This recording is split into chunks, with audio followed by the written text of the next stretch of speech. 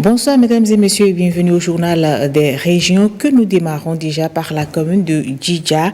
Un rez-de-chaussée comprenant quelques bureaux, une salle de conférence, un réfectoire et une cuisine, le tout prêt pour utilisation et en plus un véhicule de commandement pour le maire. C'est l'investissement nouvellement réalisé par la commune de Djidja et qui est officiellement mis en service. Monsieur le maire, c'est pas, je vais faire le tour avec le véhicule, c'est en forme, je vous le mets à l'état de... Un véhicule flambant neuf pour le déplacement du maire, mais aussi une extension du bloc administratif pour plus de commodité de travail. On peut ouvrir, voilà. L'investissement coûte environ 280 millions de francs CFA à la commune de Djidja. Et le maire s'en justifie. Le local administratif que nous disposions n'abrite pas tous les bureaux du personnel de la mairie et les peu existants ne sont pas spacieux et adéquats pour la prestation du service. En outre, la salle de délibération joue simultanément le rôle de la salle de la conférence. Très exiguë, elle n'arrive pas à contenir la population lors des sessions communales.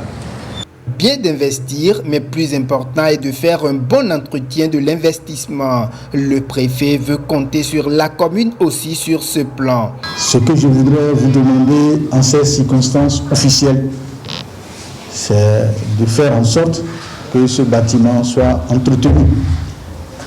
De faire en sorte que dans quelques années, on ne vienne pas voir des détériorations ou des fissures qui feront en sorte que nous n'allons plus croire en ce que nous sommes en train de vivre aujourd'hui, c'est-à-dire la joie de mettre nos collaborateurs dans des conditions très appréciables de travail. Le maire s'engage au nom de ses administrés à en faire un bon usage.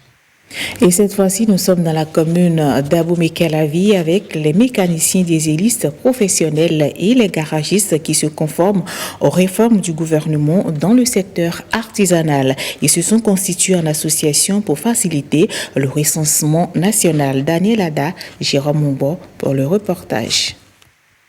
Les mécaniciens dieselistes s'occupent pour la plupart des véhicules poids lourds. Appartenant au cercle des artisans, ils ont compris le bien fondé des réformes visant à réorganiser ce secteur. Nous sommes décidés à changer, à quitter l'informel pour le formel, à régler le problème des apprentis, le diplôme des apprentis, trouver des formations pour eux, en nous-mêmes trouver des formations, des performances pour nous-mêmes en tant que dieselistes, nous trouver des performances, travailler la main dans la main, pour sortir notre métier de la précarité. S'étant mis en association, ils entendent mener le combat en 4 points. Recenser tous mécaniciens dieselistes de notre zone de compétence de sorte à avoir un fichier. Ceci nous permettra de localiser nos confrères où qu'ils soient. 2. Instiper de nos rangs les bricoleurs et autres arrivistes qui salissent notre noble métier. 3. Établir un contrat ou partenariat franc et sincère basé sur le travail bien fait avec nos clients. 4. Travailler à la formation et au recyclage de nos membres pour une mise à niveau de chacun et de tous. Vu l'enrichissement des artisans au niveau du Bénin, vu le projet H formation, nous sommes décidés, il faut que l'État ne pourra pas rentrer en ville chercher les artisans. Ce sont les artisans qui sont dans les associations qui seront pris en compte. Par conséquent, nous avons le devoir de faire ce que nous sommes en train de faire aujourd'hui. Les mécaniciens dieselistes ont prévu rencontrer leurs autres collègues artisans très bientôt. Parlons à présent du métier des jeunes filles à l'école. Le collège Zakpota est honoré par l'UNICEF. Les filles de ce collège reçoivent des mains de l'ambassade mondiale de l'UNICEF, Angélique Kidjo, des chaussures d'école. Témoin de l'événement, Bokola Oli, Boniface Biao. Elles sont 693 filles de la commune de Zakpota à bénéficier de cette action généreuse. Ce geste entre dans les actions de maintien des filles à l'école. Nous sommes très contents et nous sommes reconnaissants. Nous sommes en train de demander encore que pour les prochaines fois, les jeunes filles, les autres qui n'ont pas pu recevoir des chaussures, puissent en avoir. Les filles bénéficiaires promettent d'en faire un bon usage. Le maire de la commune s'engage à garder le cap du maintien des filles à l'école. Nous devons inviter les enseignants, les élèves et leurs parents à ce qu'on se tienne pour mériter cet honneur-là.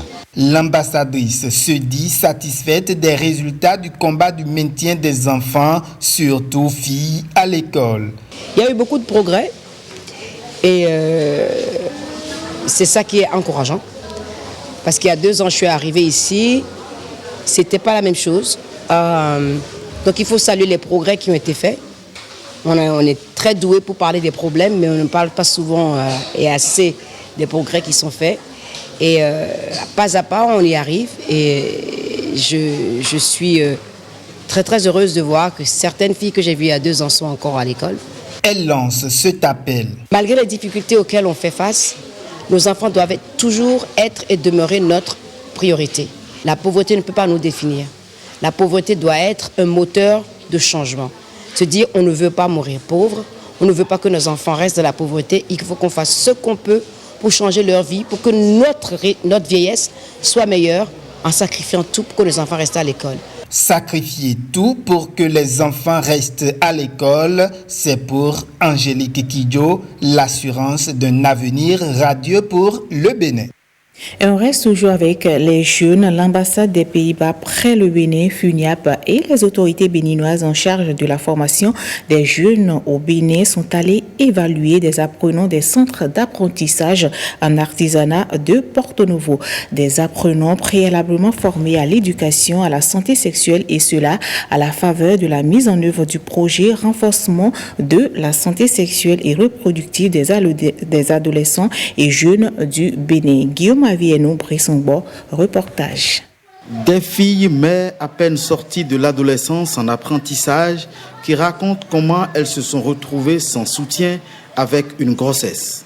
Poussées par la pauvreté de leurs parents, harcelées parfois par leurs patrons, mais surtout sous-informées ou en manque d'éducation à la santé sexuelle, ils sont nombreux ces adolescents dans le rang des artisans à devenir sans y être préparés à l'avance père ou mère. Un phénomène qui limite leur ambition et constitue un facteur de paupérisation des artisans. Un phénomène contre lequel lutte le projet de renforcement de la santé sexuelle et reproductive des adolescents et jeunes du Bénin, financé par l'ambassade des Pays-Bas et mis en œuvre par le Fonds des Nations Unies pour la population en appui au gouvernement béninois. Cette rencontre a été absolument remarquable pour nous tous.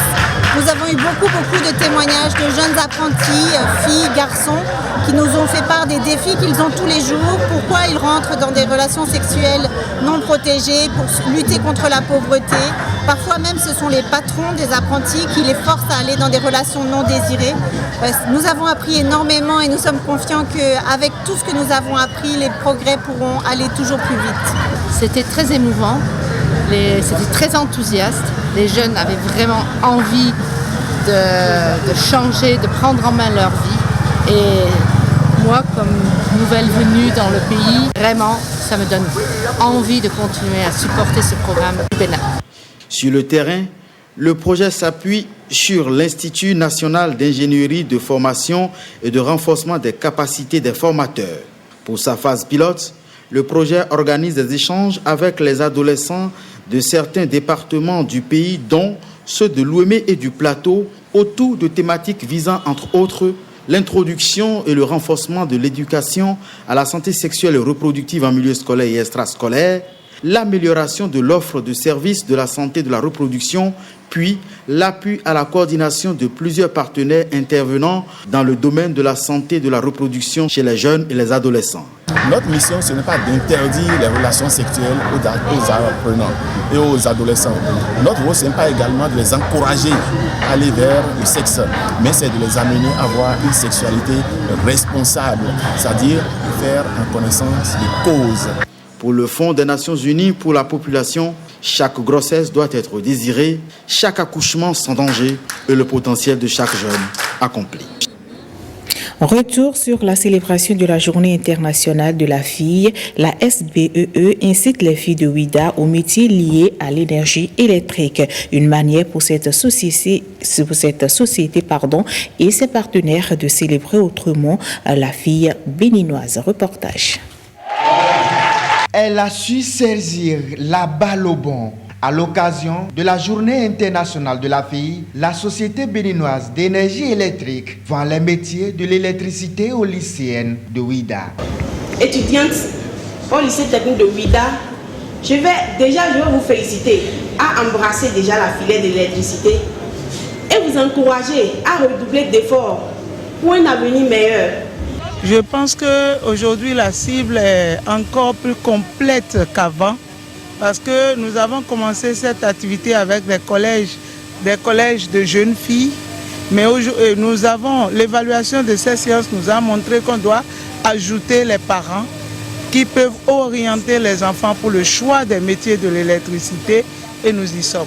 Cette opération séduction de la SBEE s'est ensuite portée vers les artisans de Gléroué. Cette deuxième étape de la sensibilisation a promu l'efficacité de l'énergie électrique. En matière d'efficacité énergétique, d'économie d'énergie, le message que nous avons voulu passer est allé dans les bonnes oreilles.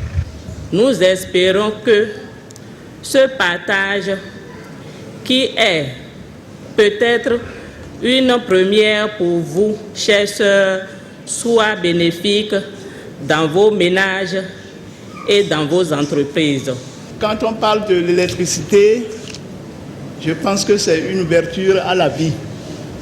Sans l'électricité, je peux dire que le monde ne saurait exister. Pour la SBEE et ses partenaires, l'engagement des jeunes filles au métier de l'électricité est gage d'une économie d'énergie en milieu de travail et dans les ménages. Et ce sera tout pour ce journal. À 20h, Koudous Abdoulaye dans ce studio pour la grande édition.